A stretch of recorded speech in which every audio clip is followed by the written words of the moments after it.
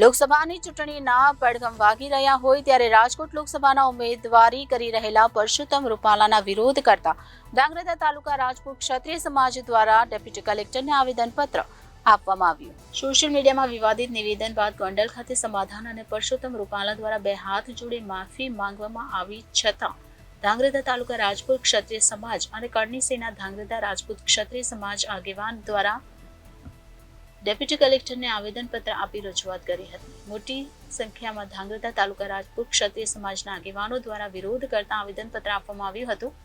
લોકસભાની ચૂંટણીના પડઘમ વાગી રહ્યા હોય ત્યારે રાજકોટ લોકસભાના ઉમેદવારી કરી રહેલા પરસોત્તમ રૂપાલાના વિરોધ કરતા ધાંગધ્રા તાલુકા રાજપૂત ક્ષત્રિય સમાજ દ્વારા ડેપ્યુટી કલેક્ટરને આવેદનપત્ર આપવામાં આવ્યું હતું। શું કહેશો?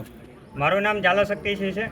આજે ધાંગધ્રા ડેપ્યુટી કલેક્ટરને અમે આવેદન દેવા આવ્યા છીએ। ક્ષત્રિય સમાજ દ્વારા ધાંગધ્રા તાલુકાના અને કોંઢ ગામના ક્ષત્રિય સમાજ દ્વારા જે પરસોત્તમભાઈ રૂપાલા દ્વારા જે લોકસભાના અત્યારે ઉમેદવાર છે ભાજપના, તેને ક્ષત્રિય સમાજ વિશે જે ટિપ્પણી કરવામાં આવી હતી તે અયોગ્ય ટિપ્પણી છે અને આવનારા સમયની અંદર એની ટિકિટ રદ કરવામાં નહીં આવે તો અમે ક્ષત્રિય ગુજરાતની અંદર 70% જેટલું વોટિંગ ક્ષત્રિયનું છે। ક્ષત્રિયની એટલી તાકાત છે કે એક વ્યક્તિ 10 વ્યક્તિ વોટિંગ કરી શકે છે। બીજા સમાજ ક્ષત્રિય સમાજ સાથે છે।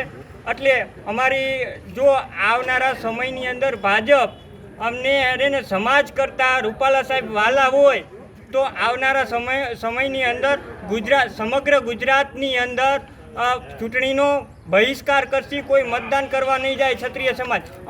અમે ધાંગધ્રાથી ચેલેન્જ આપી છે। લોકસભાના ઉમેદવાર પરસોત્તમ રૂપાલા દ્વારા માફીનો વિડીયો અને માફી ગોંડલ ખાતે માગવામાં આવી છતાં પણ ગોંડલ ખાતે જે માફી માગવામાં આવી છે ત્યારે કે પદ્મદીબા વાળા કે ઘણા બધા ક્ષત્રિય આગેવાન હતા, તેમને જે ખરેખર ક્ષત્રિય સમાજની જ આ મિટિંગ હતી કાલ ગોંડલ ખાતે, તો ક્ષત્રિય સમાજને એન્ટ્રી કરવામાં દેવામાં નથી આવી અને સરકાર દ્વારા કે ક્યાંક ને ક્યાંક પોલીસને આગળ કરી અને જે ખરેખર આમાં ફક્ત ને ફક્ત કાલ ભાજપની જ મિટિંગ હતી, કોઈ ક્ષત્રિય સમાજની મિટિંગ નહોતી। આગામી દિવસોમાં શું આપનું આયોજન રહેશે? આગામી દિવસોની અંદર અમારું આયોજન એવું રહેશે કે તાત્કાલિક ભાજપ પરસોત્તમભાઈ રૂપાલાની ટિકિટ કેન્સલ કરવામાં નહીં આવે તો સમગ્ર ગુજરાતની અંદર ગામડે ગામડે જઈને જે લોકસભાની અંદર જે ક્ષત્રિયનું વર્ચસ્વ છે, પ્રભુત્વ છે, ત્યાં કણે ચૂંટણીનો બહિષ્કાર કરશી અમે। મારું નામ વાઘેલા દિવ્યરાજસિંહ છે।